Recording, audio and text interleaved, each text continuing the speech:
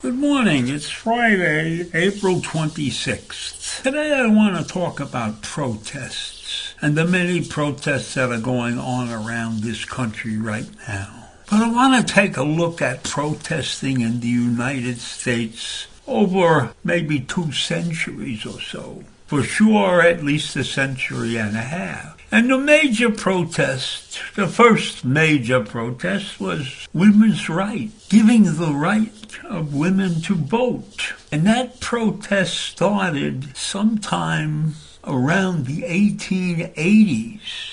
And it wasn't won until 1920, although there was one state that did allow women to vote, I think, in 1886.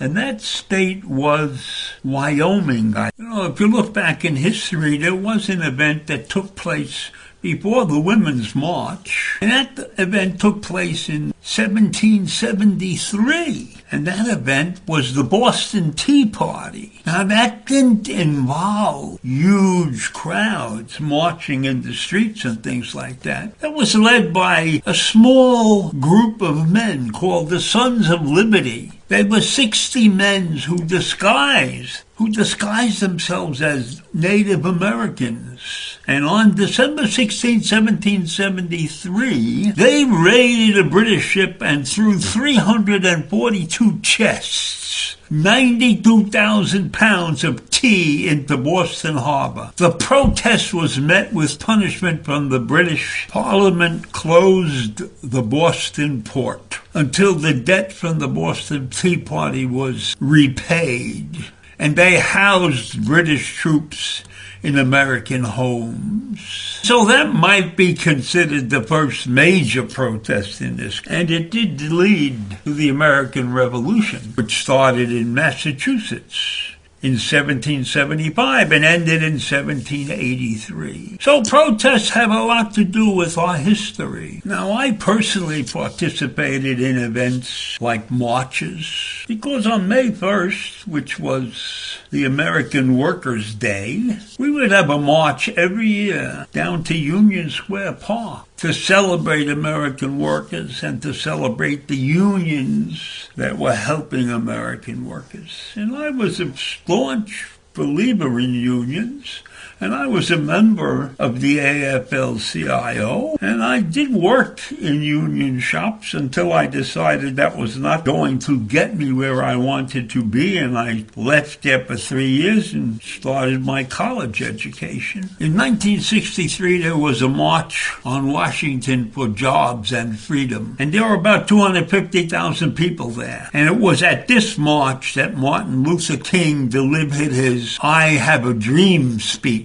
And there were 3,000 members of the media who were present to capture that particular speech. So that was a very, very important and historic march. And that took place in 1993, because we hadn't really progressed that far. When you consider the difference between 1920, when the women got to vote, and 45 years later, we still have problems getting people jobs if they weren't white or they weren't male. There were a lot of discriminatory acts that were going on in this country at that particular point in time. In 2013, Black Lives Matter was formed, and this was an online movement. This was not a big rally anywhere at the beginning. So it was used on social media by 3 black community organs, and they formed BLM after George Zimmerman, a man of German and Peruvian descent, was acquitted on charges stemming from his fatal shooting of Trayvon Martin, an unarmed black teenage. But this movement and its expansion and the other episodes that I mentioned did not cause the havoc in this country that we are faced with now. Our responses to the Israeli war, to what's going on in Gaza and in Israel and here in the United States in the form of horribly illegal protests, the taking over of property, the building of tents in public places is not anything that we have seen in our history of protests before. And it's wrong. All of those actions are wrong. The protesters have no right to invade the space of people who have to go about their business and their job. That these people are vocal and their actions are creating huge increases in anti-Semitism. When they are carrying on about the so-called innocents in Gaza, I find that the only people in that area that I would consider innocents are the children, and their deaths are unforgivable. Their elders are a great cause for these problems, because the citizenry of Gaza was 100% behind Hamas. They allowed Hamas to build tunnels. They allowed Hamas to have entrances and exits in their home. So it's very difficult for the Israelis to distinguish who is 100% innocent when that particular party doesn't exist. And so when you look at the actions of our university students in defense of Hamas,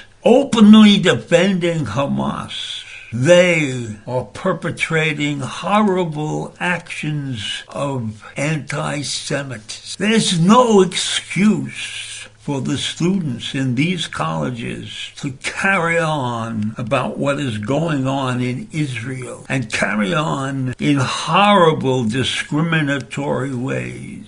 So when you see intelligent people standing in the front of Yale, Columbia, Harvard, University of Southern California, or wherever else they congregate, to spew hatred inferred in their speech, if it wasn't Israel, would it make a difference? Yes, I believe it would. And I believe that before our college-educated kids get out there on their campuses and carry on and rent and build tent cities to protest what's happening in Gaza, they should look very closely at the history of the region and see exactly what went on. I don't think that Israel has done anything that warrants the anger and the hatred of our college campuses. Have a great day. Bye.